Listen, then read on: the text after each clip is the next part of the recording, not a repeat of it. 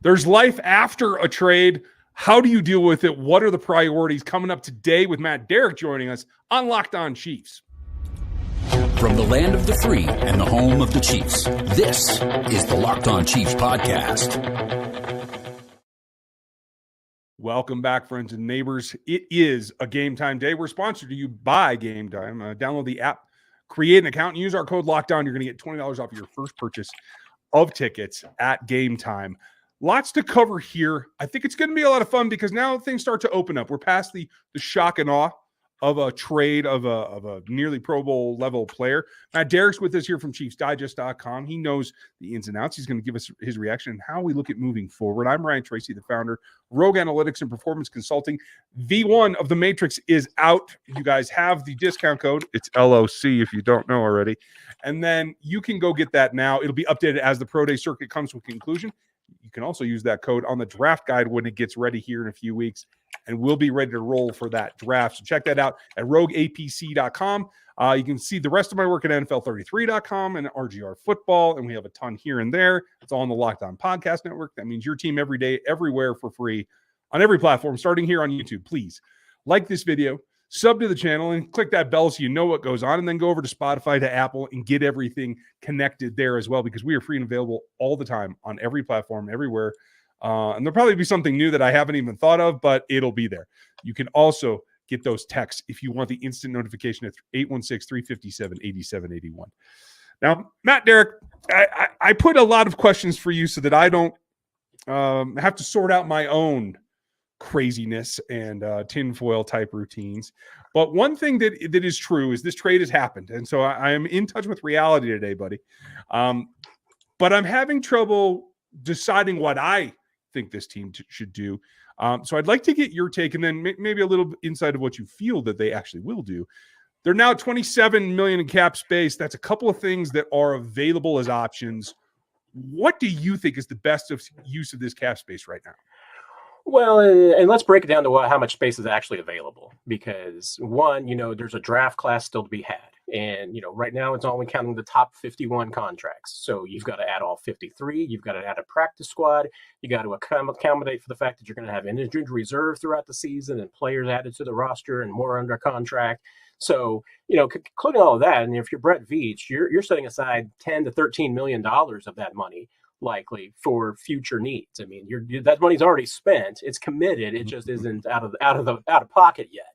So what are you talking about here? You're really talking about maybe $13 million to $15 million of room. Now, obviously, you look at going into this year's team, there's some needs. Chiefs have mentioned that they want more competition at left tackle. They have not done that yet. Haven't added that yet. They, I think, certainly would admit that they need some depth at defensive end. They haven't added that yet. Now, some of these are positions that obviously they could address through the draft, but I think those are two in particular that they still want to add some veteran help. Wide receiver, probably another one of those positions that you're talking about. I could conceivably see the Chiefs adding 3 or 4 veterans at different spots, and we haven't even just addressed the fact that the Chiefs will want to be available to just see if there's a Drew Tranquill out there. There's a player that they really like that's kind of slipped through the cracks that you see, wait a minute, this guy's available and he's going to be pretty cheap. Well, we might need to pick that guy up. So right there, I mean, you could spend all that money on those needs right there and be done. And not really have much going forward. So do I see the Chiefs adding another big name free agent? I mean, no. I mean, there's not really anybody out there that I think you would say to yourself that's somebody that you're going to add for a bunch of money. Even if you wanted to, what I would say is overpay for one of the veteran receivers that's on the market out there. Chiefs, I don't think, have any interest in committing a large amount of money to a receiver in their 30s or older, even maybe 29 and older. So, you can kind of, just looking at the free agents that are out there right now, I think you can whittle off a lot of names of players that the Chiefs would be interested in. So, I think that obviously this keeps their options open. Do they have the ability to make a trade? Yeah, they do, because they could pick up a salary. They could pick up somebody via trade if they wanted to. They've got some picks. That 3rd round pick that they got from Tennessee. I mean, does anybody expect Brett Veach to be using that pick in the 3rd round of 2025? No. I mean, it's going to be gone long before then. So, they've got some flexibility. Am I expecting anything big? No. I mean, but could some of the moves that they make right now be key to winning a Super Bowl next year? Yeah, because like Donovan Smith, I think, was a key move to winning a Super Bowl. Hadn't even made it yet. It was still a month away, more than a month away at this point last year. So there's still plenty of, and because I know when the first time I ever met Brett Veach, I said, hey, you made a couple of small moves now, but we haven't really got a chance to, gauge you as a GM yet. And this is just a couple of, literally a month after he had the job. And he bristled at it. And he's like, there's no such thing as a small move. And I've believed that ever since. So he's convinced me. And I think that makes sense. Like you say, guys like Tranquil. Donovan, I think, is still an option here, specifically for the McCall Hardman's still an option. Right. Yeah. Guys that that are easy to sign and bring in, that you don't have to spend a whole lot of mental capacity on trying to reorient or get into the groove, right? That tells me that there's probably a lull here for a bit. I think there probably could be some discussions about what happens in the draft, closer to the draft, but if not after, it could be just the week prior that some of these things get done. Or do you feel there's anything that's a little bit more urgent than that? No, I think after the draft is actually when a lot of this work could be done. One of the things that Brett Veach talked to us at the Combine about that I don't really think got as much attention as it should have was him, saying that after the draft was going to be a time when they would then look back and at that point, see who's available and who's out there. And I think they've even made some moves that normally would maybe have been post-draft moves, but they felt like that they just made too much sense not to get done. I mean, Tershawn Wharton, I don't think was going to get a whole lot cheaper. Derek Nottie, that was a pretty affordable deal. I mean, those moves, could you have waited until after the draft to see what happens? Yeah, but I think that, they've already brought back a couple of their own free agents who would have fit into that category of, all right, after the draft, let's see who's available. Mike Dan is the next name in that group to me that, the Chiefs made a conscious decision of letting a lot of their own free agents test the market this year. And the idea was, let them test it, and then after the draft, circle back with them and say, hey, if you haven't got what you wanted, we're here. We got something for you. So I do expect that, there's probably going to be a couple of names. Donovan Smith, Mike Dan, I think, and McCall Hardman are probably a couple of great ones. Not that doesn't rule out that they couldn't be back before then, because they do have the cap space now to get it done. But I think the original plan was always afterwards. And because of the way the Chiefs run their offseason right now, Ryan, I mean, there's no urgency to getting it done before the draft, because the only thing that they're missing out on are some Zoom meetings. They're not going to be getting together on the field until the second phase of offseason workouts in May. So there's no reason, there's no impetus that you have to have something done the way that Andy Reid runs offseason programming now. So after the draft is fine. I think we should do a whole show on how that particular aspect of the coaching decisions meld into what's going on in the front office this whole run, because it all does go together. Part of that is who can compensate for what you just were able to part with, stepping up in the place of L'Jarius Sneed. That's coming up next on the Locked On Podcast Network. Say goodbye to busted brackets, because FanDuel lets you bet on every game in this tournament whenever you want. Whether you're betting on an upset or the one seed, it's time to go dancing with America's #1 sportsbook, and that is FanDuel. Right now, new customers are getting $200 in bonus bets. If your first bet wins on FanDuel, it's $200 back using point spreads, money lines, whatever you're looking for. You can even pick who's going to win it all. Visit us at FanDuel.com/lockedon and bet your college hoops until they cut down the nets right now on FanDuel. Now, on the Locked On Sports Today feed, it'll give you an upgrade over, say, Fox Sports all day or whatever you happen to be watching for sports news. It's 24/7, and it's our hosts who know the teams inside and out. You can get it all for free here on YouTube or on Amazon TV. Just look for Locked On Sports Today. Today is definitely the day that I need to talk about, Matt, because this has been a lot of reaction to L'Jarius Sneed, who's homegrown prospect, obviously a little difficult for the fan base to part with. The compensation, all these conversations around it haven't really gotten to the number one thing, which is, okay, it's done. What do you do next? And there's a couple of options here. A lot of folks are screaming for free agents, but like we just talked about, I didn't hear you say cornerback in one of those top priorities. It isn't one of mine either, because of the talent that's in-house. I do think there's a draft selection in our future. But just looking at what the Chiefs have already under contract in their stable, what do you think is the most likely scenario for how this defensive backfield looks different at the corner position than from what it did last year with Sneed? Yeah, one thing when you look at where you're going to draft at a certain position, a good way to look at for a team is what are their needs next year? No, not in 2024, but in 2025. Do the Chiefs, would you expect them to need a replacement level starter, top end in 2025? And I can't really say that because, one, you're going to still have Trent McDuffie in 2025. So you're not really talking about replacing him quite yet. You've got control over him even for a couple of more years because of the 5th-year option too. So, there's not really that issue. But other guys as well. Joshua Williams, Nick Jones, they just drafted last year. You got Nancy Johnson coming back. Jalen Watson. You've got enough depth right now that you could even be looking at this and saying the Chiefs are going to have a difficult cut line when it comes to the cornerback position. Doesn't mean that I don't expect them to put a draft pick into it because they seem to every year, and they do such a good job at identifying second and third day corners to develop into what they need. And the Chiefs are a great example to me. And I think that the corner market is kind of showing this is that, fit and scheme is much more important for a corner than talent. You can take the world's greatest corner and drop them into any defense. And it's not necessarily going to make that whole defense better if that corner doesn't fit the scheme of the coaching staff and doesn't fit what they want to do. The great thing about L'Jarius Sneed is that he fit what the Chiefs did. So, and they molded him into what they needed. Will he fit as well into Tennessee and what they do? I don't know. I don't know what Tennessee's going to do. I don't know if Tennessee knows what they're going to do. So who knows if that's going to work. But I do know that Trent McDuffie fits what the Chiefs do really well. Will the hip drop tackle ban hurt him? Might, but let's ignore that for now and just move on. But they got plenty of other guys that play really well, and obviously Dave Merritt and that coaching staff and the front office is great at identifying second and third day talent and coaching them up. So if the Chiefs drafted a corner, wouldn't surprise me. If they drafted one in the first round, would surprise me.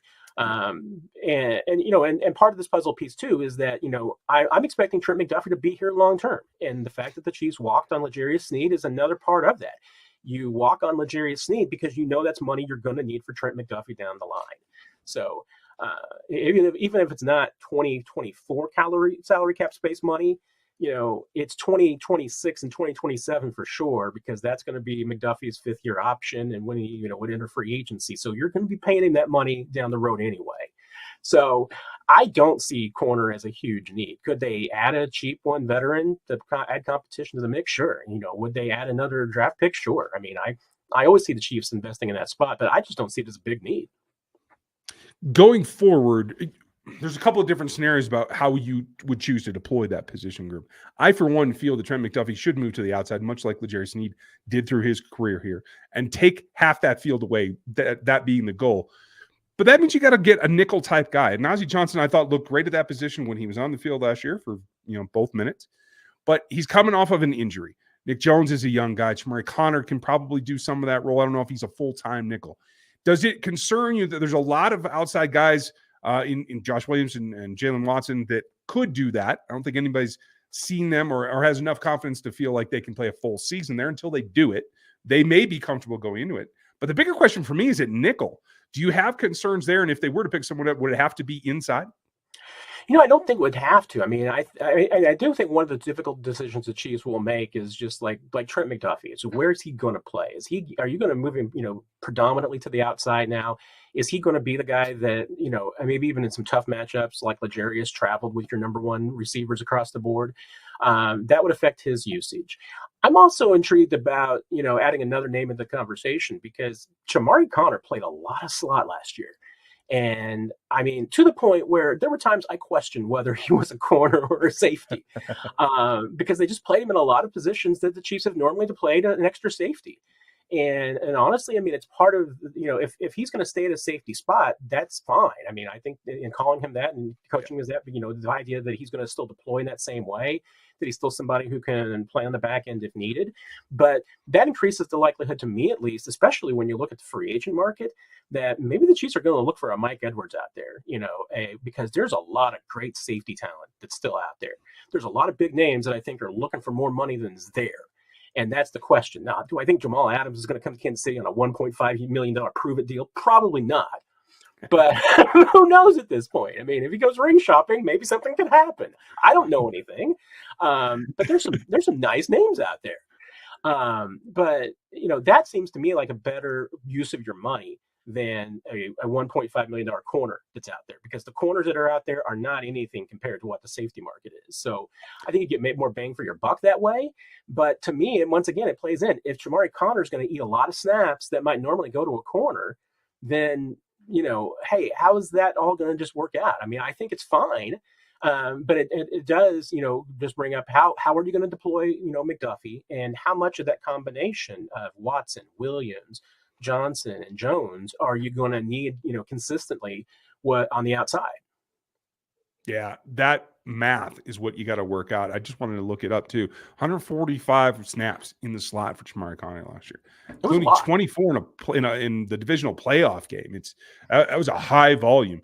The only secondary to 280 free safety just because of the injury to Cook. I like that conversation because I do feel that if you slot him in, McDuffie's on the outside, it strengthens all three of those positions rather than taking a chance on an injury recovery or two guys that have been part-time players automatically having to jump up to be full-time players. I think that's a little bit safer. But that's a reaction that I have when I get faced with complaints or possibilities. It's about how you react to adversity that really counts. There's other things going outside other than the L'Jarius Sneed trade. I know that seems a little bit foreign right now, folks, but there are other things affecting this team. We're going to get to them right after this on Locked On Podcast Network.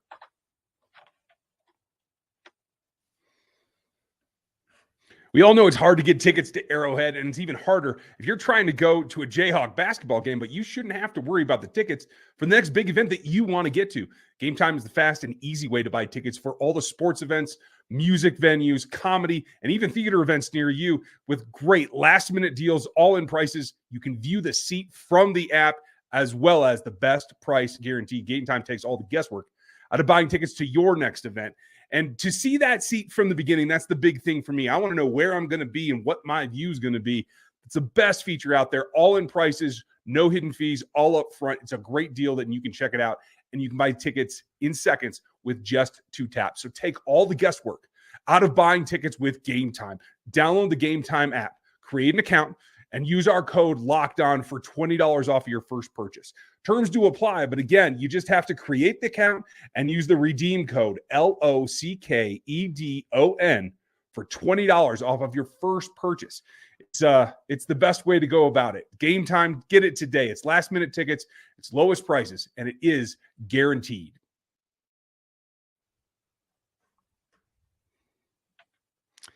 As we get back here, you can get 24/7 coverage on our 24/7 channel, Unlocked on Sports Today. So go check that out here on YouTube or on Amazon TV.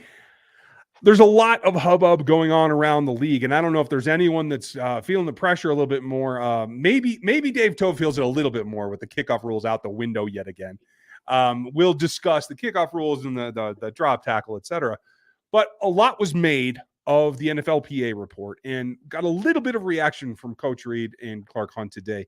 I didn't feel like it was a grandiose reaction. I felt like it was a little bit of an acknowledgement, a little bit of understanding that open surveys don't necessarily replace a one-on-one relationship or a 1-on-53 relationship with your team. But Matt, a little bit of conciseness, I think, from ownership and leadership. How did you take the reaction, and what do you think comes of it?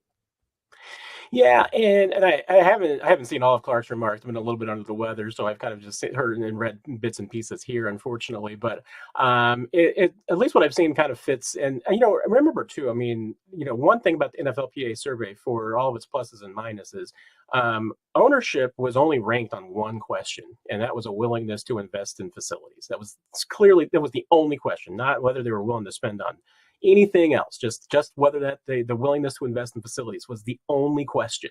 And obviously Clark Hunt did not fare well on that. And the NFLPA's explanation for that was that there was just a lot of promises made that were not met. And that's where it gets a little spicy, I guess you will. Did Clark Hunt ever go into a players meeting and say, hey, we're going to build you a brand new locker room? There's debate on whether or not that actually ever happened. So when Clark Hunt says, hey, the players never promised a new locker room, that might very well be true from a certain point of view, as I think Obi-Wan Kenobi would explain. But so it gets a little bit. But, that's some of it, honestly, I mean, can be like that. The players, they have expectations about what a championship facility would look like. And there's no doubt there's been some frustration that the Chiefs facility doesn't look like that. Now, Clark's answer is that, hey, you know what? Yeah, it's been a while, and that they are going to be putting some money into the facility going forward. It's an interesting question with obviously the stadium debate coming up as well, because, the Chiefs are kind of talking both sides here, because in the last month, they've made the argument that, hey, we're going to put money into the facilities, but we wouldn't be doing that if we weren't going to be staying in Kansas City, because that's a long-term investment. But if the vote doesn't pass on April 2nd, team could relocate. So everything that's being said right now doesn't all fit the same narratives. But, I think at this point, one thing you have to, I guess, is take Clark Hunt and Mark Donovan at their words, which is that they've said that they're going to put more money into facilities in the next couple of years. That would be a big boost. Will it solve all their problems? Not sure, because space is a huge issue in that place. And until they maybe relocate some of their current workers or relocate some of the people with sublease space in the building, I don't know if they're going to be able to solve all their problems. And the indoor facility, there's no good indoor facility anywhere. All indoor facilities are terrible, Ryan. So I don't know if that one's going to get a major improvement either. We'll see what happens. But I think there's at least a tangent, a tangible belief that Reed and Hunt have heard at least a little bit of the players and are trying to respond. I'm just not sure it's the response everybody wanted. I think that's fair. I look at this as growing pains. Maybe it's elongated growing pains, but I do still feel that it's that way, because it feels like another phase. You've had the coaching staff develop and evolve and hunker down. You've developed the roster. The front office has come a long ways. In the synergy that we see between all those three groups, players, coaches, front office, seems to be, if not, the epitome of the league, definitely up there because of what they've been able to produce on the field consistently. So now the next circle outside the onion is the facilities and the ownership. And I don't necessarily see that as a complete disconnect, but it is something that can be improved. You do that, you're literally getting your players in a better position to be prepared to play the game. You're getting them in a better position to want to return to the team, maybe at a friendlier cost structure. You're helping yourself down the line. And in the process, what I see as a possibility is this becomes the premier franchise in the league across the board. If you can get everybody rowing in the same direction. Right now, I got 3 out of the 4, but that last one's kind of a big hurdle. What else do you see that would maybe need to be done? Do you think that they can become the poster child, America's new team? Well, and I want to touch on one thing about the NFLPA thing, because you kind of got me agitated on this one as you were talking here. Came back to something, because you talk about winning and you talk about making a difference. Here's the thing: is that all NFL locker rooms are terrible. I mean, all their training facilities are terrible for the most part. And there's 2 reasons for that. I mean, one is that the kids are coming from colleges where the colleges have had to build up their facilities as a competitive difference in getting recruits, because all these recruits, all these kids want to go to wherever the fanciest facilities are. Well, in the NFL, no one cares what your facility looks like. They care about how much money is on the check. And everything else is a distant second. I mean, to the point where winning, is probably the next biggest factor, but it's still so far behind how much money is on the check that nobody cares. And you can talk to plenty of players. And Mitch Schwartz has, I think, spoken pretty eloquent on this on social media about the fact players don't care. And, and how much space you have in the weight room probably doesn't really matter that much when, it's making your team better. But the one area that the Chiefs have not really been asked about, and I haven't seen it been asked about this week, and that they need to be addressed, is spending money on physical therapy and training, because that's one area that the Chiefs have consistently fallen behind the rest of the league and have ranked very poorly on. And how much does that cost them games? I don't know. But, that seems to be more of a competitive issue than anything else, because I think that, if you're a Chiefs fan and you look at this team, are you saying to yourself, oh, well, hey, wait, the offensive line's not strong enough, or this team doesn't look like it spent enough days in physical therapy this week, or enough time in the indoor facility working out? No, I mean, I think you'd probably be saying, what are all these guys on the injury report for, and why are they? And why does, like Jerry Sneed have a lingering knee injury? It's because he's not getting enough physical therapy. So, and pre-therapy, that's the one thing. I mean, and I will do my last rant.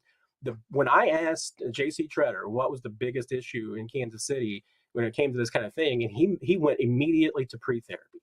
the fact that in Kansas City, the resources are so limited that players can't get physical therapy on just initial symptoms, that they have to be on the injury report, and that's the priority. And then you can get therapy maybe if you're a star player, and that's where the priority rankings come in. But if you're just a backup, or even if you're maybe lower rank, lower on the totem pole starter, maybe you're not going to get therapy because your hamstring's a little tight, and you've got to wait until you end up pulling up lame in a practice before you can get therapy for it. And that's where I think that the Chiefs are costing themselves. I mean, investing in that group, in the physical therapy group and the training group, and putting a little money in Rick Burkholder's department, getting him more staff, I think that would go a long way towards almost anything else they could do. And here's the thing, everything that we're talking about, Ryan, and making this team better when it comes to the NFLPA report and proving all this, it's not about attracting players. That's never what it's going to do. We talked about that earlier. What it does is make your players who are there currently happier, and just making them more excited about coming into work every day. Now, there is something to be said that I know that there's some teams and some coaches, Andy Reid might very well be one of them, that doesn't want the facility to be too nice because he doesn't want everybody just hanging around all day not doing anything. And he wants them when they're at work to do work and then get out of there. So maybe there's something to that. I don't know. But, that to me brings us back to therapy is the one area, physical services and keeping these guys fresh and healthy and preventing injuries before they can happen. There's plenty of evidence that says the Chiefs have fallen down on that compared to other teams around the league. And then that was my initial reaction when the report came out, and I'll double down on it today, despite the comments from leadership today that they're properly staffed. They are not. And quite honestly, the easiest thing to do in terms to help the physicality of your players on a day-to-day basis is to add to your staff. Staff are mobile. Staff are not walls, cement, and pylons. Staff can go take care of players even on a one-on-one basis at this point. So I think that is a bit of a cop-out, and I think we're on the same page that taking care of the physical portion of the Chiefs players' day-to-day routine has got to be the priority going forward, because we are still talking about a group, despite the departures, that play season after season of 20 games. And it's going to continue, as we can see, as long as everybody else is pulling their oar. And that puts a strain on the physicality. We don't want to see them start to break down more and more and more. And you want to squeeze every last ounce of guys that are in their twilight seasons, like Travis Kelce, now a 30-year-old Chris Jones. You got to maximize them, right? So it is a service to the team itself to take care of the players that much more as well. Folks, we'd like to know your opinion. Obviously, we got into it a little bit here at the end on some stuff that we're both a little passionate about. How passionate are you? Leave your comments down below. Make sure you like, sub, and hit the bell here on YouTube. Get subscribed to Chiefs Digest here on YouTube and on the website so you can get everything that Matt's doing. Matt, thanks for taking us down that road and giving us a little boost. There you go. And you never know when, it might be ready for like playing on a random Wednesday in late December. So got to get those guys ready. Yeah, absolutely. You might have to walk out tomorrow. There's a lot of comments there, but I'm not going to go there. Thank you for spending your time with us today, folks. We appreciate your diligence and being an everydayer. Thank you for subscribing to the channel. We have plenty more coming for you tomorrow. We start leaning towards the draft. The Athletic Matrix is out in its first form. It's going to continue to evolve as we get closer to draft day for this team to take a run at a three-peat. Thanks for joining us now, and we will talk.